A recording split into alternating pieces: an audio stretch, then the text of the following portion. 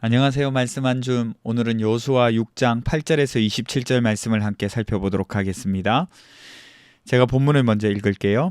여호수아가 백성에게 이르기를 마침에 제사장 7은 양각 나팔 7을 잡고 여호와 앞에서 나아가며 나팔을 불고 여호와의 언약궤는 그 뒤를 따르며 그 무장한 자들은 나팔 부는 제사장들 앞에서 행진하며 후군은 궤 뒤를 따르고 제사장들은 나팔을 불며 행진하더라. 여호수아가 백성에게 명령하여 이르되 너희는 외치지 말며 너희 음성을 들리게 하지 말며 너희 입에서 아무 말도 내지 말라. 그리하다가 내가 너희에게 명령하여 외치라 하는 날에 외칠지니라 하고 여호와의 궤가 그 성을 한번 돌게 하고 그들이 진영으로 돌아와서 진영에서 자니라. 또 여호수아가 아침에 일찍이 일어나니 제사장들이 여호와의 궤를 메고 제사장 7은 양각 나팔 7을 잡고 여호와의 궤 앞에서 계속 행진하며 나팔을 불고 무장한 자들은 그 앞에 행진하며 후군은 여호와의 궤 뒤를 따르고 제사장들은 나팔을 불며 행진하니라. 그 둘째 날에도 그 성을 한번 돌고 진영으로 돌아오니라. 엿새 동안을 이같이 행하니라. 일곱째 날 새벽에 그들이 일찍이 일어나서 전과 같은 방식으로 그 성을 7번 도니 그 성을 7번 돌기는 그날 뿐이었더라. 7번째에 제사장들이 나팔을 불 때에 여호수아가 백성에게 이르되 외치라. 여호와께서 너희에게 이 성을 주셨느니라.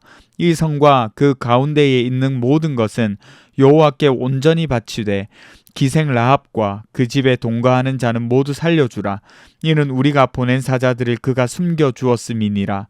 너희는 온전히 바치고 그 바친 것 중에서 어떤 것이든지 취하여 너희가 이스라엘 진영으로 바치는 것이 되게 하여 고통을 당하게 되지 아니하도록 오직 너희는 그 바친 물건에 손대지 말라. 은금과 동철 기구들은 다 여호와께 구별될 것이니 그것을 여호와의 곳간에 드릴지니라 하니라. 이에 백성은 외치고 제사장들은 나팔을 불매 백성이 나팔 소리를 들을 때에 크게 소리질러 외치니 성벽이 무너져 내린지라. 백성이 각기 앞으로 나아가 그 성에 들어가서 그 성을 점령하고 그 성 안에 있는 모든 것을 온전히 바치되 남녀노소와 소와 양과 나귀를 칼로 멸하니라. 여호수아가 그 땅을 정탐한 두 사람에게 이르되 그 기생의 집에 들어가서 너희가 그 여인에게 맹세한 대로 그와 그에게 속한 모든 것을 이끌어내라 하매 정탐한 젊은이들이 들어가서 라합과 그의 부모와 그의 형제와 그에게 속한 모든 것을 이끌어내고 또 그의 친족도 다 이끌어내어 그들을 이스라엘의 진영 밖에 두고 무리가 그 성과 그 가운데에 있는 모든 것을 불로 사르고 은금과 동철 기구는 여호와의 집 곳간에 두었더라. 여호수아가 기생 라합과 그의 아버지의 가족과 그에게 속한 모든 것을 살렸으므로 그가 오늘까지 이스라엘 중에 거주하였으니 이는 여호수아가 여리고를 정탐하려고 보낸 사자들을 숨겼음이었더라. 여호수아가 그때에 맹세하게 하여 이르되 누구든지 일어나서 이 여리고 성을 건축하는 자는 여호와 앞에서 저주를 받을 것이라. 그 기초를 쌓을 때에 그의 맏아들을 잃을 것이요 그 문을 세울 때에 그의 막내 아들을 잃으리라 하였더라. 여호와께서 여호수아와 함께 하시니 여호수아의 소문이 그 온 땅에 퍼지니라. 아멘. 여러분이 이제 본격적으로 여리고성 함락 과정을 본문을 통해서 보게 됩니다. 오늘 본문은 역사적으로 볼 때는 여리고성이 무너졌다 이렇게 말을 할 수가 있겠지만 그 이면에는 하나님의 방식에 대한 순종 그리고 그분의 주권적인 승리에 있습니다. 이건 이스라엘이 인간적인 무력이나 전략으로 여리고를 무너뜨린 것이 아니라 하나님이 행하신 일이라는 것을 알 수가 있죠. 짧게나마 함께 살펴보도록 하겠습니다. 하나님의 말씀을 따라 이스라엘 백성들이 여리고성을 돌았어요. 언약궤가 앞서가고 이스라엘 백성은 그 뒤를 따랐는데 하루에 한 바퀴씩 돌았습니다. 그렇게 6일을 돌고 7째 날에는 7바퀴를 돌았습니다. 그리고 제사장의 나팔과 함께 함성을 지르니 여리고 성벽이 무너졌죠. 토요일에도 말씀드렸었는데 여리고성은 굉장히 튼튼한 성이었습니다. 성벽이 이중으로 되어 있었어요. 그런 성벽이 하나님의 말씀대로 하니 무너지고 무너진 성벽으로 이스라엘이 점령에 들어갈 수 있었습니다. 그렇게 이스라엘 백성들이 여리고성을 점령에 들어가는데 정탐꾼이 약속한 것 하나 있죠. 네, 라합의 집안에 있는 사람은 구원을 베풀어야 했습니다.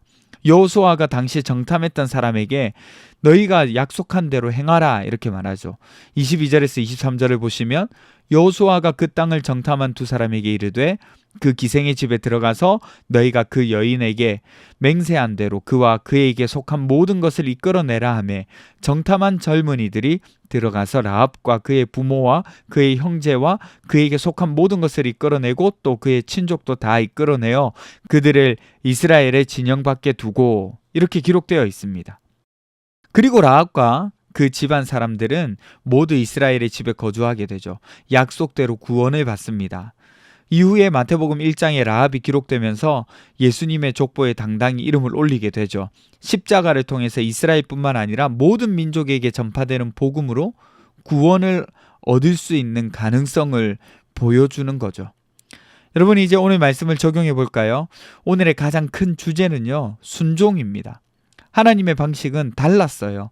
그 방식에 순종하며 나갔을 때 이스라엘은 말도 안 되는 승리를 경험할 수 있었어요. 그래서 여리고성을 정복하는 과정에서 순종은 필수적인 조건이었습니다. 교회를 좀 다니신 분들은 순종의 요청을 많이 받았으니 그렇게 해야 한다는 것을 알고 있을 거예요. 그러면 우리가 조금 더 복합적으로 한번 생각해 볼까요? 여러분, 사실 이스라엘이 여리고성을 정복하기 위해서 하나님의 방식에 순종한다는 것은 쉽게 생각할 일이 아니었습니다. 지난주에도 말씀드렸지만 먼저는 하나님의 말씀을 받아들이는 것 자체가 힘든 일이었어요. 누가 저 견고한 성을 나팔을 불고 함성을 질러서 정복할 수 있다 생각하겠습니까? 그것도 하루에 한 바퀴씩 돌면서 말이죠. 200만 명이나 되는 사람들, 아니 최소한의 인원으로 싸울 수 있는 60만 명 정도의 사람들이 얼마나 많은 의문과 불만과 정복 방식에 대해서 불신이 있었을까요? 제가 말씀드렸죠. 우리가 가진 생각이 순종에 대한 가장 큰 장애물이라고. 이스라엘 백성들은 그 장애물을 뛰어넘었어요. 하나님의 방법이 인간의 방법과 다르다는 것을 인정하며 나아갔던 거죠. 말씀은 그렇다 쳐요. 그런데 순종하여서 얻는 결과는 생각보다 긴 시간이 필요합니다. 여러분 보세요. 하루에 한 바퀴씩 6날을 돌았어요. 침묵을 지켜야 했고요. 비록 그렇게 하겠다고 했겠지만 그야말로 이게 맞나 싶지 않았겠습니까? 아무 일도 일어나지 않았어요. 정복할 수 있는 낌새가 보이지 않았다는 말입니다. 그런데 여러분 보세요. 7일째 7바퀴를 돌아야 하는데 7바퀴를 다 돌아도 정복할 수 있는 어떤 모양이 나타나지 않았어요. 그러면 언제 나타날까요? 아주 정확하게 여호수아가 이 성을 너희에게 주셨느니라 외치라 라고 말하고 백성들이 외치고 함성을 지르니까 성벽이 무너졌다고 기록하고 있습니다.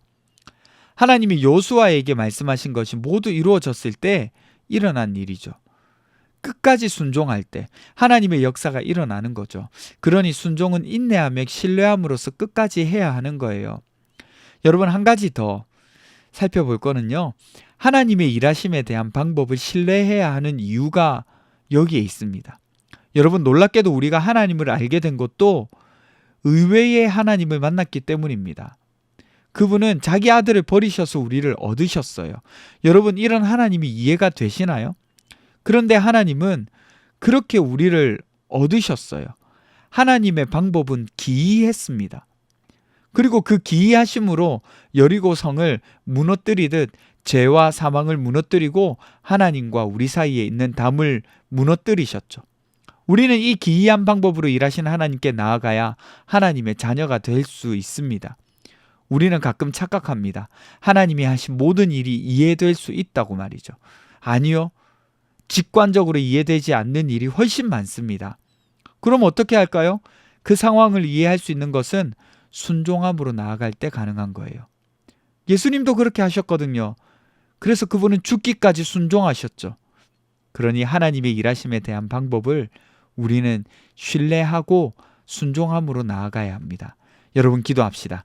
첫 번째는요, 인내함으로 끝까지 순종할 수 있는 삶을 살게 해주세요. 두 번째는 하나님의 일하심에 대한 신뢰를 할 수 있도록 도와주세요. 우리 함께 기도하겠습니다.